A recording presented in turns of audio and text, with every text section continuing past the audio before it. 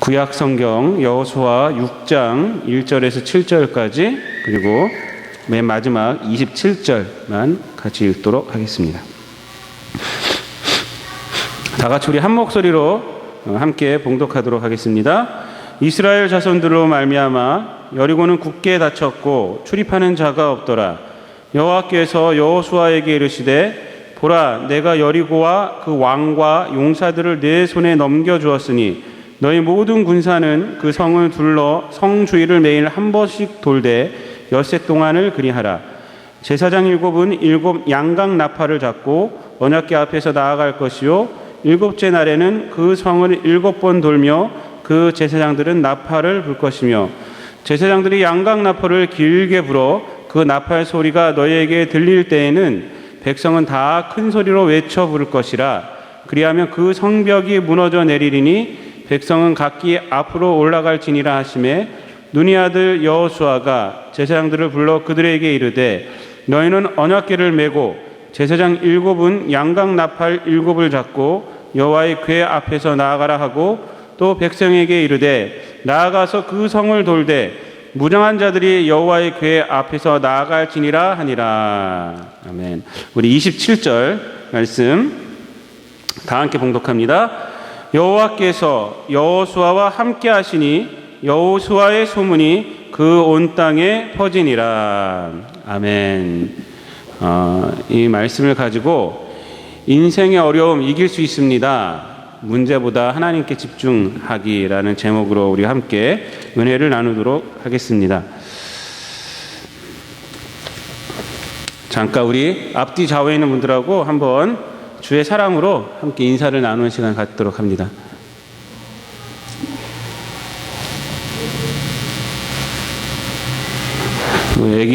애기들은 다 바깥에 있어요, 지금. 잠깐 기도하겠습니다. 하나님, 감사합니다.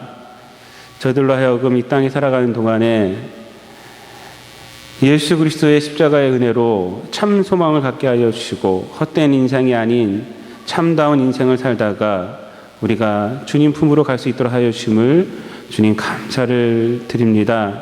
아버지 하나님, 오늘도 주님의 그 사랑과 주님의 은혜를 생각하며 감사하는 마음으로 이 자리에 나왔습니다. 특별히 오늘은 어린이 주일입니다. 아버지 하나님, 우리 교회에 속한 어린아이들 하나님 복 내려 주시옵소서. 이 땅에 살아가는 동안에 아버지 하나님 그 키가 자라면서 지혜도 함께 자라게 도와주옵시고 정말 하나님을 사랑하는 마음이 더욱더 커지는 귀한 우리 아이들 될 수 있도록 성령께서 늘 함께하여 주시옵소서. 아버지 하나님, 늘 지혜와 지식을 더하여 주셔서 우리 아이들이 이 땅에서 살아가는 동안에 아버지 하나님 머리가 되게 하여 주옵시고 그 마음이 늘 하나님의 사랑으로 뜨거워서 많은 사람들에게 손을 펴는 그냥 우리 아이들이 되게 하여 주시옵소서. 아버지 하나님, 좋은 인도자들을 만나게 도와주시옵시고 좋은 멘토들을 만나서 그들로부터 좋은 영향력을 받게 하여 주시고 또한 커서는 좋은 인도자가 되어서 많은 사람들을 옳은 대로 이끄는 귀한 아버지 하나님 자녀들이 되게 하여 주옵시고 특별히 믿음에 믿음을 더하여 주셔서 하나님께 귀한 영광을 돌려드리는 귀한 우리 아이들 될 수 있도록 하나님 함께하여 주시옵소서. 이 시간 저희들 말씀을 듣습니다. 말씀 앞에 전하는 자나 듣는 자가 모두 겸손하게 하여 주옵시고 말씀이 우리 가슴을 칠 때에는 하나님 앞에 회개케 하여 주옵시고 또한 말씀이 우리 삶을 조명할 때 그 말씀에 순종하며 나아가는 그냥 우리들 될 수 있도록 하나님 함께하여 주시옵소서. 이 모든 말씀을 우리를 구원하신 예수님의 이름으로 기도드리옵나이다. 아멘.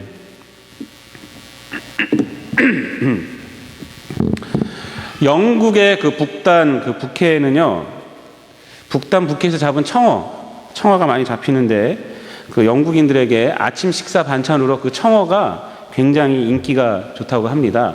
그래서 영국 사람들은 싱싱한 이 청어를 그 아침 식사의 반찬에 먹는 것을 즐겨 한다고 해요. 그래서 북쪽 바다에서, 영국의 북쪽 바다에서 청어잡이를 하는 그 어부들은요, 이 청어를 잡아서 어떻게 하면 싱싱하게 갖고 오는가, 이것이 항상 관심사였다고 해요. 그런데 이 청어가 뭐 성격이 뭐 급해서 그런 건지 어쩐지 모르겠지만 싱싱하게 잡으면 영국까지 갖고 오면 그 다 죽어버린다는 거예요. 다 죽어버려요. 배 안에서 다 죽어요. 그래서 그렇게 싱싱하지가 못하다고 합니다. 그래서 어떻게 하면 이 싱싱하게 갖고 올까? 연구를 하는데 어떤 어부가 갖고 오는 배 안에 있는 청어는 항상 싱싱하게 살아있다는 거예요. 항상. 그래서 다른 어부들이 그 어부에게 물어봤다고 합니다. 야, 너는 어떻게 하길래, 어떤 비결이 있길래 우리 청어는 다 죽는데 니네 청어는 다 살아있느냐? 이 어부가 가르쳐줬을까요? 안 가르쳐줬을까요? 안 가르쳐주는 거예요. 제발 좀 가르쳐달라고 해도 안 가르쳐주는 거예요. 왜? 자기가 비싸게 팔아야 되니까. 안 가르쳐주는 거예요. 근데 하도 친구들이 꼬시니까 가르쳐줬대요. 근데 그 비결이란 것이 뭐냐면 딴 게 아니에요.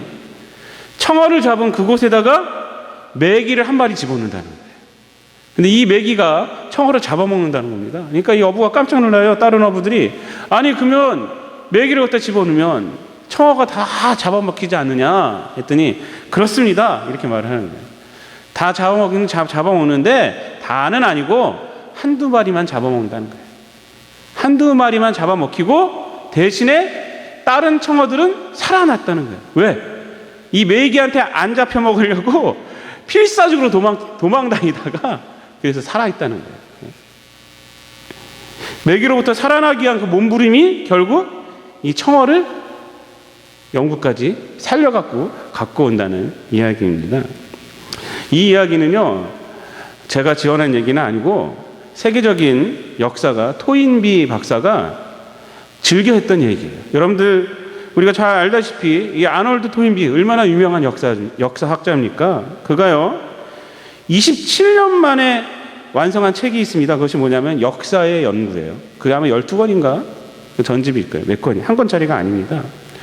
거기에서 이 토인비 박사는요 뭐라고 말을 하냐면 26개의 문명이 이 세계에 있는데 그 인류 역사를 한마디로 말하면 도전과 응전의 역사다라고 거기서 말을 했어요. 도전과 응전. 우리가 잘 아는 말 아닙니까 이거? 문명의 태동과 발전은 고통과 시련이 없는 환경이 있는 그 사회에서가 아니라 척박한 환경과 그 다음에 위기 속에서 그것을 슬기롭게 극복하는 사회에서 이 문명이 이루어졌다라고 주장하는 거예요. 거듭되는 난관, 거듭되는 시련이 오히려 의지와 저항력을 키워왔고 또한 직관력 또한 분별력을 향상시켰다는 것입니다. 우리가 잘 알다시피 우리가 중고등학교 시절에 그 4대 문명지 하면 어디입니까? 전 세계 4대 문명지 하면은 이집트 문명, 또 메소포타미아 문명, 인더스 문명, 또 황하 문명이라고 해요. 황하 문명. 그렇게 배웠어요. 지금은 뭐 중국의 황하 문명, 우리 갖다 중국의 문명이라고 말하진 않더라고요. 여러 가지 문명이 합쳐졌다고 공식적으로 말을 합니다. 그러나 저희들 배울 때는 이렇게 중국 문명은 이제 황하에서 이렇게 발전했다라고 우리가 배웠어요.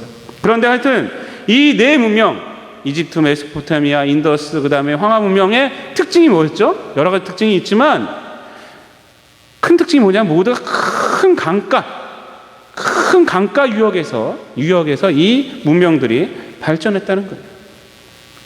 여러분, 이 큰 강가라는 것은 뭐냐면 풍부한 수자원이 있었다는 거예요. 그 풍부한 수자원. 그리고 강가 유역의 땅들은 굉장히 비옥해요. 그러니까 삼각주가 있고 뭐 하여튼 굉장히 비옥해요. 이런 이점이 있긴 하지만 이런 이점을 한 번에 뭉개뜨리는 또 단점이 있습니다. 그게 뭡니까? 홍수철이 되면 물만 좀 내리면 범람하는 거예요. 범람. 그래서 강물이 범람해갖고 그동안 자기들이 농사지었던 거 다 없어지고 이런 큰 곤란을 겪게 되는 단점이 있어요. 그럼에도 불구하고 세계의 이 네 문명, 가장 큰 네 문명은요, 이러한 단점을 안고 있는 그 지역 속에서 나왔다는 거예요. 그리스 역사학자 헤로도투스는요, 뭐라고 말했냐면 이집트는 나일강의 선물이다라고 말했어요. 이 네 가지 문명 중에서도요, 이 이집트 문명은요 굉장히 문명이었어요. 굉장히 선두주자였던 문명이었습니다. 근데 뭐라고 말했냐면 헤로도투스가 이집트는 나일강의 선물이다라고 말을 했어요. 해마다 나일강이 범람이 있지만 때로는 그 범람 때문에 그동안의 노력, 살았던 노력들, 자기들이 쌓았던 재산들, 뭐 이런 것들이 다 수포로 돌리고 아픔을 겪긴 했지만 그것을 이겨내려는 노력이요, 이집트의 태양력을 만들었고 또 기하학을 발전시켰고 건축술을 발전시켰고 천문학을 발전시켰다는 거예요. 그래서 이집트는 나일강의 선물이다라고 말한 거예요. 여러분, 역사만 이런가요? 역사만? 아닙니다. 인생도 마찬가지예요. 인생도. 이 아놀드 토인비는요, 이렇게 말을 했어요. 이런 말을 남겼습니다. 인생의 성공의 반은 죽을지도 모른다는 긴박하고 급박한 상황에서 비롯된 것이고, 실패의 반은 잘 나갔던 때의 향수에서 비롯된 것이다 라고 이런 어록을 남겼어요. 인생의 성공은 모든 상황이 잘 주어졌기 때문에 되는 것이 아니라 인생에 있었던 그 위기를 어떻게 넘어섰느냐에 달린 것이다 라는 것이에요. 여러분, 우리가 지나온 인생을 되돌아볼 때 문제와 위기가 없는 인생은 없었을 거예요. 우리 아이들도 마찬가지일 거예요. 우리 준서도 얼마나 위기가 많았는지 몰라요. 아빠의 위기, 엄마의 위기, 이런 걸 다 넘어섰어요. 저도 인생을 되돌아볼 때 여러 가지 위기들이 있었어요. 인생을 살면 살수록 뒤에 돌아봤을 때요, 위기가 없었던 인생은 없을 겁니다. 문제 없는 사람은 없어요. 문제 없이 지금까지 살아왔던 사람은 없습니다. 위기 없는 인생은 없습니다. 인생은요, 문제의 연속이에요. 어떻게 보면 문제의 연속. 여러분, 돈이 많다고 또 건강하다고 문제가 없는 거 아니잖아요. 여러분, 큰 회사 사장이 되면 문제가 없다 생각하십니까? 삼성 사장이면 문제가 없다 생각하십니까? 아닙니다. 제가 들은 얘기인데요, 누군가 새벽에 보니까 아파트에서 경비원으로 일하시는 분인가, 새벽에 보니까 가장 좋은 차가 가장 빨리 출근들을 한다는 거예요. 뭐 에쿠스나 이런 차들이. 근데 그런 차들은 뭐냐면 사장님 차들이나 뭐 높은 위치에 있는 차들이에요. 사장이 되고 회장이 되면요, 경험이 더욱 많아지기 때문에 아래 직원들이 보지 못하는 어떤 문제들, 이런 것들을 알게 됩니다. 그래서 그만큼 걱정도 더 많아지고 또 책임도 커지는 거예요. 자리가 높아지면 높아질수록 책임이 얼마나 커지는지 몰라요. 이번에 우리 한국에서 수원에서 입에 담지 못할 사건이 있었잖아요. 중국 동포가 한 여인을 성폭행하려다가 안 되니까 생명을 없애버렸잖아요. 근데 그 여인이 어디에 112인가요? 거기다 신고를 했어요. 근데 그 112 그 전화 받은 사람이 잘못 받아갖고 얼마나 국민들의 그 난리가 났습니까? 그래서 결국 어디까지 올라갔습니까? 그 책임이 경찰청장까지 올라갔어요. 말단 직원의 실수가 경찰청장의 옷을 벗겨버렸어요. 자기가 책임지고 물러난다는 거예요. 물러난다. 여러분, 말단 선일 때 문제가 있고요, 주임 달았을 때 문제가 또 있습니다. 과장 되면 또 있고요, 또 차장으로 올라가면 또 있고요, 부장 되면 또 있고요, 이사 되면 또 있어요. 문제가요, 커지면 커지지 작아지지는 않는 것 같아요. 작아지는 것 같아요. 그러나 진급하면서 분명히 달라지는 것도 있습니다. 그것은 뭐냐면 삶의 지혜가 생긴다는 거예요. 그리고 더욱 성숙해지고 세상을 보는 눈이 더욱 넓어진다는 거예요. 그래서 위기를 막을 수 있는 거예요. 막을 수 있는 거예요. 말단 직원은 모르지만 사장을 보는 거예요. 사장을. 그래서 높은 직책에 있을수록 더 부지런해지는 거예요. 새벽같이 나가는 거예요. 새벽같이. 다른 사람들은 못 보는 것을 내가 막아야 한다. 책임을 지고. 삶의 문제가 시련이기는 하지만, 문제가 우리에게 닥치는 게 시련이기는 하지만, 그것은요, 우리를 성숙시키는 도구가 될 수가 있다는 거예요. 우리를 지혜롭게 하는 또 도구가 될 수가 있다는 거예요. 그러므로 우리는요, 우리 앞에 닥치는 인생의 여러 문제 앞에서 절망하면 안 됩니다. 그것을 이겨내기 위해서 더욱 하나님을 의지하고 하나님의 뜻을 생각하고 하나님의 말씀으로 우리가 나아갈 수가 있어야 해요. 오늘 본문 말씀 한번 보시기 바랍니다. 오늘 본문은요, 사실 1절부터 27절까지 다 읽어야 됩니다. 그런데 제가 1절부터 7절까지만 읽고 마지막에 27절만 읽었으며 1절부터 7절까지는 하나님께서 여호수아에게 명령하신 거고, 그 다음에는요, 여호수아에게 명령한 것을 이스라엘이 행한 거예요. 행한 거. 그리고 라합을 갖다가 이제 약속대로 구하는 거고, 그리고 그 여리고 성이라는 문제를 넘어선 다음에 그 결론이 무엇이느냐, 여리고 성이라는 문제의 실체가 무엇이었는가, 그것이 바로 27절에 나타난 거예요. 그래서 제가 1절부터 7절까지만 읽고 27절만 읽은 겁니다. 여호수아 이스라엘을 보세요. 우리가 지금 여호수아 1장부터 해서 쭉 지금 같이 봤지 않습니까? 광야를 지나서 탁 가나안에 오니까 뭐가 버티고 있었습니까? 요단강이 탁 버티고 있었어요. 요단강. 근데 요단강이란 그 문제, 자연의 문제를 뛰어넘었어요. 요단강은 어떻게 보면 자연의 문제예요. 그런데 그것을 뛰어넘으니까 지금 뭐가 딱 버티고 있어요? 여리고 성이 탁 버티고 있는 거예요. 여리고 성. 문제 하나 해결했더니 또 문제가 또 탁 버티고 있는 거예요. 여리고 성은요, 난공불락의 성이었다고 해요. 여리고 성은 고고학적으로 발견이 되었다고 합니다. 발견된 자료를 보면요, 여리고 성벽이요, 이중벽으로 구성이 되었다고 해요. 이중벽. 외벽은 자연 암석의 기초 위에 세워진 두께 6자의 벽이고, 이 외벽과 또 3.5에서 4.5m 정도의 간격을 두고 또 4벽이 쌓였다는 거예요. 이중으로 된 거예요. 이중. 외벽이 있었고 또 4벽이 있었고. 근데 4벽의 두께는 자그마치 3.5m에 이르렀대요. 그리고 높이는 9m. 그래서 멀리서도 여리고 성의 위용을 다른 사람들이 다 볼 수가 있었다고 그래요.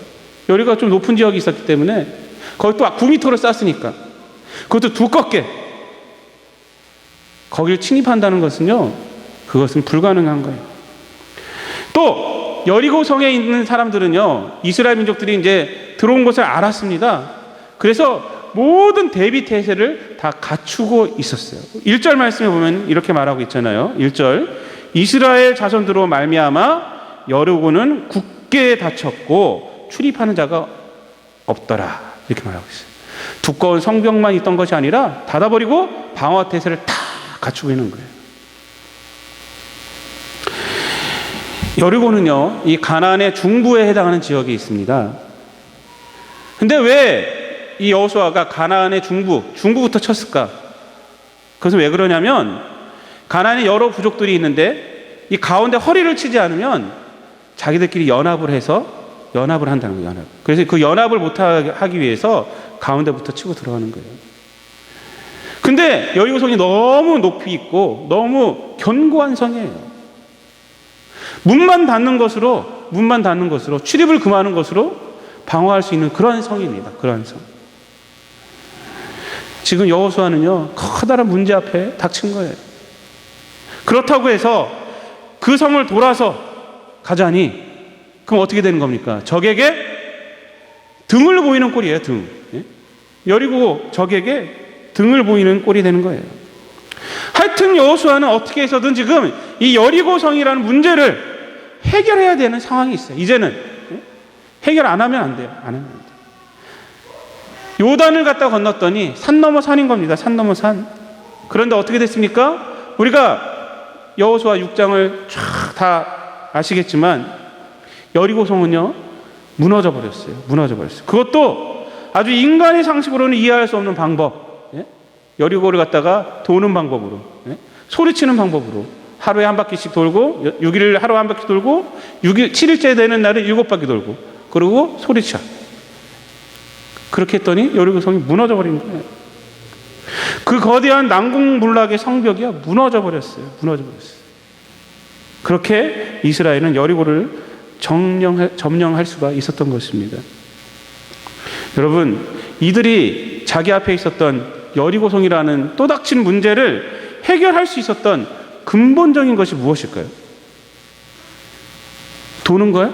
도는 거? 소리 질렀기 때문에? 이 방법일까요? 그건 방법의 문제가 아니에요. 방법의 문제가 아니에요. 그들이요, 여호수아와 이스라엘이 또 다시 닥친 문제를 해결할 수 있었던 근본적인 이유는 문제에 집중하기보다 하나님께 집중했다는 거예요. 하나님께 집중했다는 거예요.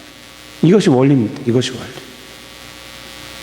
여러분 1절과 2절을 우리가 한번 다 함께 읽어보도록 하겠습니다. 1절과 2절 시작. 이스라엘 자손들로 말미암아 여리고는 굳게 닫혔고 출입하는 자가 없더라.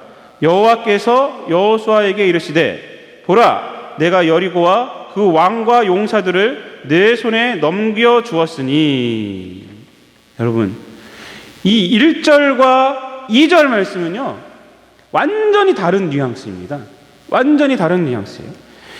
1절에서는요 뭐라고 말하고 있냐면 여리고는 굳게 닫혔다, 출입하는 자가 없다라고 말하고 있고요. 2절에서는 내가 내 손에 넘겨주었다 이렇게 말하고 있어요. 1절과 2절은요 완전히 다른 뉘앙스입니다. 1절은 지금 이스라엘이 닥친 현재 상태를 객관적으로 지금 말해주고 있는 거예요. 이스라엘의 현재 상태를 객관적으로 말해주는 거예요.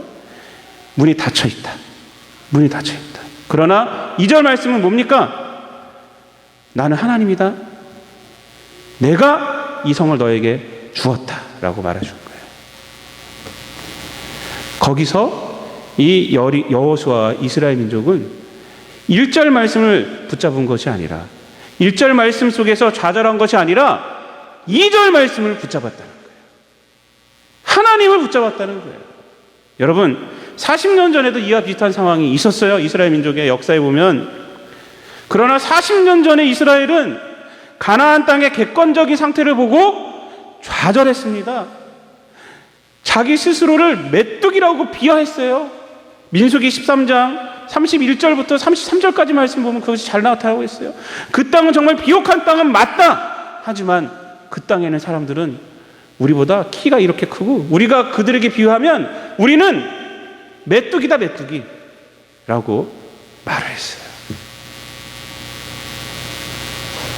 40년 전에 이스라엘은 하나님을 붙잡은 것이 아니라 객관적인 상황의 문제 앞에서 좌절해버렸어요. 낙담해버렸어요. 그러나 지금은 어떻게 하고 있습니까? 여리고성 앞에서 이스라엘은 좌절하지 않습니다. 하나님의 말씀을 선택하였습니다. 그리고 하나님의 말씀대로 그 말도 안 되는 인간의 이성으로 봤을 땐 말도 안 되는 한 바퀴 돌고 그리고 또 쉬고 둘째 날 또 한 바퀴 돌고 또 쉬고 일곱째 날 7바퀴 돌고 소리 질러요. 근데 무너져 버렸어요. 무너져 버렸어요. 여러분 우리 신앙인들이 보면요 이 땅에 살아가는데 객관적인 문제 앞에 나에게 닥친 문제 앞에서 많은 신앙인들이 무너져 버려요. 무너져 버려요. 그러나 우리가 알아야 할 것은 문제 앞에서 그때야말로 우리가 하나님을 붙들 시기라는 거예요. 하나님을 붙들어야 돼요. 여러분 이민을 오면요 많은 사람들이 두려워집니다. 왜요? 다른 민족이잖아요. 말도 통하지 않아요. 더욱이 또 무슨 말을 합니까? 같은 동포 절대 믿지 말라고 해요. 이민 가면은 예? 같은 동포 믿지 말라 이렇게 말하고 있어요. 그래서 누구를 믿어야 합니까? 누구를 믿어야 돼요? 이때요 우리가 하나님을 붙들어야 돼요. 어려움이 왔을 때 우리들의 믿음이 드러나는 겁니다. 나의 믿음이 어느 수준인지 그때 드러나는 거예요. 여러분 어려움이 있는 그 상황 속에서 하나님을 믿는 신앙이 우리가 되어야 합니다. 예수님은요 마가복음 12장 44절에 보면요 그때 예수님이 성전에서 이렇게 헌금 내는 걸 보셨다고 그래요. 부자도 헌금을 내고 갔고 가난한 사람도 헌금을 내고 갔어요. 근데 제자들에게 뭐라고 말하냐면 오늘 누가 헌금 제일 많이 낼게 물어봅니다. 그때 예수님이 뭐라고 그러냐면 과부가 낸 두 렙돈을 낸 과부가 헌금을 가장 많이 했다라고 말해요. 그 이유가 뭔지 아십니까? 다른 사람들은 풍성한 중에 했지만 이 과부는 어려운 중에서 전부를 하나님께 드렸다, 이렇게 말을 하고 있어요. 이것이 뭐 헌금 얘기일 수도 있지만요, 이 말씀에 있는 것은 뭐냐면 하나님은요 어려움 중에서도 믿음을 잃지 않은 사람들을 분명히 보신다는 거예요. 분명히 보고 계시다는 거예요. 어려움 중에서도 하나님을 의지하는 그 믿음을 분명히 보고 계시다는 거예요. 보고 계시다. 그리고 그 믿음을 크게 생각해 주신다는 겁니다. 여러분, 혹시 삶에 어려움이 오고 어떤 일에 실패를 하실지라도 그때 내가 책임질 것이 있으면요, 책임을 져야 해요. 그때 내가 수정할 것이 있으면요, 내가 회개하고 수정해야 됩니다. 그러나 절망하지 마시기 바랍니다. 실패했었다고, 또 문제가 있다고 절망하지는 마시길 바랍니다. 절망하지 마시기 바랍니다. 인생의 문제 앞에서 하나님을 신뢰하는 믿음은 문제를 해결하는 힘일 뿐만 아니라 하나님께 나중에 영광이 되고 나아가서 내가 새롭게 평가되어지는 계기가 된다는 거예요. 계기. 여러분, 본문에서 하나님은요 굳게 닫혀진 그 난공불락의 여리고성을 이스라엘에게 넘겨주었다라고 말씀하셨습니다. 그리고 이스라엘은 상황에 집중한 것이 아니라 야, 저 두께가 얼만데, 저 높이가 얼만데, 올라가다가 이런 생각 안 했어요. 그냥 하나님께 집중하고 하나님의 말씀에 순종하고 그 말씀대로 돌았습니다. 돌았어요. 그대로 실행했습니다. 그 결과가 무엇입니까? 우리가 27절 말씀 한번 읽어보시기 바랍니다. 6장 27절 말씀 다 함께 읽겠습니다. 시작. 여호와께서 여호수아와 함께 하시니 여호수아의 소문이 그 온 땅에 퍼지니라. 여러분, 어떻게 되었습니까? 어떻게 되었어요? 여리고 성이라는 문제의 실체가 드러났어요. 무엇입니까? 그것이 여리고 성이라는 연이은 난공불락의 문제는 좌절할 것이 아니었어요. 그것은 뭐였냐면 하나님의 능력을 세상에 나타나는 도구였고, 세상에 이스라엘 민족이 하나님의 민족임을 알리는 도구였다는 거예요. 여호수아의 소문이 그 온 땅에 다 퍼져버렸어요. 퍼져버렸어요. 지금 우리에게도 마찬가지입니다. 지금 여러분 힘이 드십니까? 하나님의 약속을 붙잡으시기를 바랍니다. 저 때 절망하지 마시기 바랍니다. 하나님은 여러분에게 이렇게 말씀해 주세요. 내가 이미 그 모든 문제를 내 손에 넘겨주었다. 넘겨주었다. 이렇게 말씀하고 계십니다. 이 말씀을 붙잡으시기 바랍니다. 반드시 여러분은 모든 문제를 이길 수가 있게 될 것입니다. 하나님은요, 우리들을 일으키시는 분이에요. 일으키시는 분이에요. 인생을 맡고 있는 여러 가지 여리고 성 앞에서, 그것이 뭐 물질의 문제이든 가정의 문제이든 자녀의 문제이든 인간관계의 문제이든 그 문제 앞에서 당황하지 마시고 문제보다 하나님께 더욱 집중하시기 바랍니다. 하나님께 더 집중해야 돼요. 우리가 잘 아는 미국의 토크쇼의 여왕 누굽니까? 그 오프라 윈프리. 이분은 뭐 예화에서 많이 들려지는 분입니다. 이 오프라 윈프리는요, 미국을 움직이는 가장 영향력 있는 100명 중에서 1위로 선정됐어요. 이 여자가. 그리고 하포 엔터테인먼트 그룹의 대표이고요. 6억 달러의 갑부로 지금 살아가고 있어요. 6억 달러. 우리나라 돈으로 8,775억 원. 뭐 계산도 안 돼요. 그런데요, 이 오프라 윈프리가 지금의 그녀가 되기까지요, 그냥 좋은 세월만 있었느냐? 절대 안 그렇다는 거예요. 여러 가지 문제를 다 극복했습니다. 그녀의 태어나는 거 어떻게 태어났느냐? 아버지가 누군지 몰라요. 사생아로 태어났어요. 오프라 윈프리. 엄마는 파출부 일을 했고요. 9살 때 삼촌에게 성폭행을 당했어요. 그리고 몇 명의 친척들에게요, 또 주변인들에게 계속 성폭행을 당합니다. 14살 나이에 아이를 낳았습니다. 그리고 그 아이는 낳자마자 몇 개월 만에 죽었어요. 그녀는요, 마약도 했습니다. 또 뚱뚱해져가지고 비만으로 얼마나 고생을 했는지 몰라요. 그러나 그녀는요, 이 모든 악조건을 다 극복하고 현재는 미국을 움직이는 가장 영향력 있는 한 사람이 됐어요.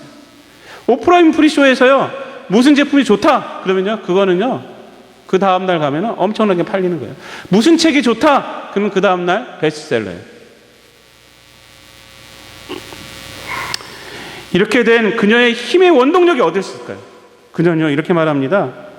가난과 아픔을 뭐라고 말했냐면 하나님이 자신에게 주신 사명이다 라고 말했어요. 자기의 그 삶, 가난했고 자기가 아파했던 것이 사명이었다라고 말합니다.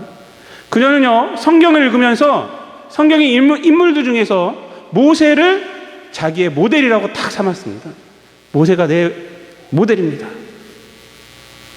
그리고 자서전을 썼는데 This is Mission이라는 책을 썼습니다. 그것이 뭐냐면 이것이 사명이다 라는 책을 썼어요. 여기서 이렇게 말합니다. 첫 번째, 네 가지를 말하는데, 첫 번째, 남보다 더 가졌다는 것은 축복이 아니라 사명이다. 자기보다 못한 사람을 도와주어야 할 책임이 있기 때문이다. 두 번째, 남보다 큰 아픔이 있다면 그것은 고통이 아니라 사명이다. 아파본 사람만이 아픔을 겪는 일을 도와줄 수가 있기 때문이다. 세 번째, 남보다 설레는 꿈이 있다면 그것은 망상이 아니라 사명이다. 그 꿈을 이룸으로써 이웃을 위해 봉사할 수 있기 때문이다. 네 번째, 남보다 부담되는 어떤 것이 있다면 그것은 사명이다. 사명을 다하지 못해서 오는 부담 때문에 그것을 피하지 말고 기꺼이 그 부담을 사명으로 여기고 감당해야 하기 때문이다.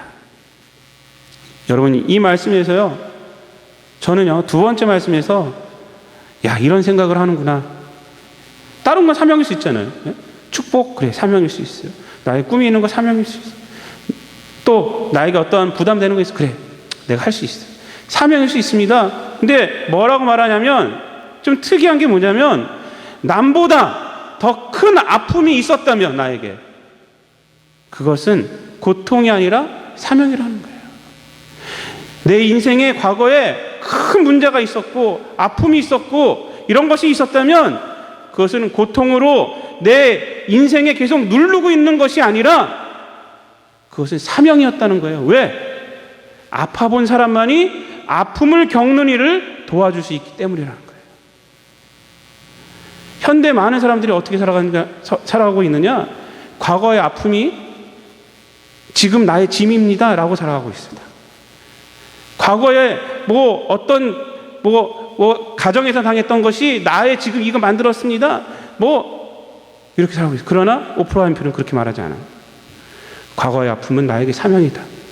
나는 그 아픔으로 아파하는 자를 내가 도울 수 있다는 거예요. 여러분, 우리에게 지금 문제가 있다는 거, 우리 크리스찬들은 뭘로 생각해야 되느냐? 사명으로 생각해야 돼요. 사명. 그것이 이겨내라는 사명이에요. 어떻게? 하나님을 의지함으로. 결론적으로 말씀드리겠습니다. 사랑하는 성도 여러분, 문제 앞에서 하나님을 신뢰하시기 바랍니다. 하나님의 약속을 붙잡으시기를 바랍니다.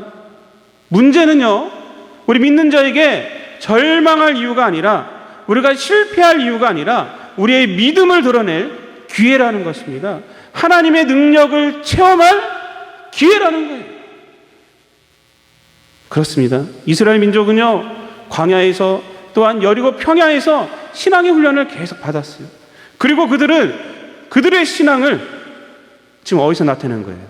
여리고 성이라는 또 한 번의 문제, 난공불락의 성 앞에서 자기가 훈련받았던 그 신앙을 힘으로 나타내고 있습니다. 그 힘으로 나타내서 그 성을 정복하고 하나님의 이름과 자신의 믿음을 온 세상에 알리는 그런 기회로 만들어버렸어요. 여러분, 에스더서를 보면요, 에스더가 왕비가 되었을 때 이스라엘 민족이 하만이라는 사람으로 인해서 이스라엘 민족이 다 씨가 말라버릴 위험에 처했어요. 십자가를 다 세우고 있었습니다. 이스라엘 유대인들은 다 잡아갖고 저 십자가에 달려 죽인다. 다 공포가 됐습니다. 그때 에스더의 외삼촌 모르드게가 에스더에게 이렇게 말을 합니다. 네가 왕비가 된 것이 이때를 위함인지 누가 아느냐. 이때를 위함인지 누가 아느냐. 이 말을 듣고 에스더가 금식을 합니다. 금식을 하고 유명한 말을 하죠. 내가 죽으면 죽으리다 라는 심정으로 왕이 부르지도 않았는데 왕후가 가면요 죽을 수가 있어요. 그래서 왕이 이렇게 탁 거부해버리면 죽는 거예요. 그 나라 법이래요. 부르지도 않았는데 가요. 내가 죽으면 죽으리라 하고 왕 앞에 갑니다. 그리고 결국 이스라엘을 구해요. 이것이 바로 에스더서 내용이에요. 이 절기가 있습니다. 불임절이라는 것이 바로 이스라엘 절기가 바로 이 절기를 지키는 거예요. 여러분, 우리에게 있는 하나님을 믿는 믿음은요, 어려울 때 그것을 이기는 힘이 되는 거예요. 왕후라는 자리가 이스라엘을 구하는 자리가 된 것이잖아요. 우리가 하나님을 믿는 믿음은요, 우리가 문제가 닥쳤을 때 그것을 이겨내는 힘이 됩니다. 여러분, 어렵다고 신앙부터 버리지 마세요. 어려우면 신앙부터 버리는 사람들이 있어요. 얼마나 안타까운지 몰라요. 근본적인 힘을 버리는 거예요. 근본적인 힘을. 어려울수록 죽으면 죽으리라는 심정으로 하나님께 나와서 매달려야 돼요. 하나님께 기도해야 돼요. 하나님을 의지해야 돼요. 지금 여러분에게 닥친 문제 속에서 여러분들 좌절하지 않고 하나님을 더욱 신뢰하고 하나님의 말씀에 온전히 매여 살아간다면 그 문제의 실체가 이제 드러나는 겁니다. 그 문제의 실체가 뭐예요? 여리고라는 성이 닥친 문제가 결국 뭐였습니까? 27절 말씀처럼 하나님을 높이고 여호수아의 이름을 온 땅에 퍼지는 도구였듯이 지금 나에게 닥친 문제는요, 결국 하나님의 영광을 드러내는 것이고 이 땅 가운데서 우리의 이름을 드러내는 거예요. 드러내는 거. 사랑하는 성도 여러분, 여러분의 삶이 오늘 여호수아와 이스라엘 민족과 같은 삶이 되시기를 바랍니다. 인생의 문제 앞에서 문제보다는 하나님께 집중하시기 바랍니다. 하나님을 바라봄으로 하나님의 말씀에 더 순종함으로 문제를 이기고 결국 하나님께 영광을 돌려드리는 삶이 되시기를, 하나님께 높임받는 삶이 되시기를 우리 주님 예수 그리스도의 이름으로 축복을 드립니다. 기도하겠습니다. 사랑과 은혜가 충만하신 아버지 하나님, 우리가 이 땅에 살아갈 때에 예기치 못한 여러 가지 문제를 만나기도 합니다. 아버지 하나님, 건강의 문제에 봉착하는 경우도 있고 물질의 문제에 봉착하는 경우도 있고 자녀의 문제에 봉착하는 경우도 있습니다. 아버지 하나님, 앞날을 어떻게 헤쳐나가야 할지 막막한 아버지 하나님, 그런 경우도 있습니다. 그러나 이럴 때 더욱 하나님을 의지하게 하여 주시옵소서. 이럴 때 정말 하나님을 믿는 믿음으로 이 모든 것을 이겨낼 수 있도록 저희들 함께하여 주시옵소서. 이스라엘 민족이 여리고 성이라는 이 문제 앞에서, 난공불락의 성 앞에서 좌절하지 않고 낭망하지 않고 이 성을 내게 주었다라는 하나님의 말씀을 붙들었을 때에 결국 하나님께 영광을 돌려드리고 온 땅에 하나님의 이름이 퍼지고 하나님을 믿는 이스라엘 민족의 이름이 퍼졌듯이 아버지 하나님, 문제 앞에서 우리 성도들 하나님을 의지할 때에 그 문제가 해결되게 하여 주시고 하나님의 능력을 체험하게 하여 주시고 하나님께 영광을 돌려드리게 하여 주시고 또한 우리 성도들의 삶이 더욱더 풍요롭게 되어서 이 땅에서 정말로 하나님의 이름을 높이며 살아가는 우리 성도들 될 수 있도록, 믿음의 성도들 될 수 있도록, 믿음으로 역사를 바라보며 나가는 성도들 될 수 있도록 성령께서 늘 함께하여 주시옵소서. 이 모든 말씀 우리를 구원하신 예수님의 이름으로 기도드리옵나이다. 아멘.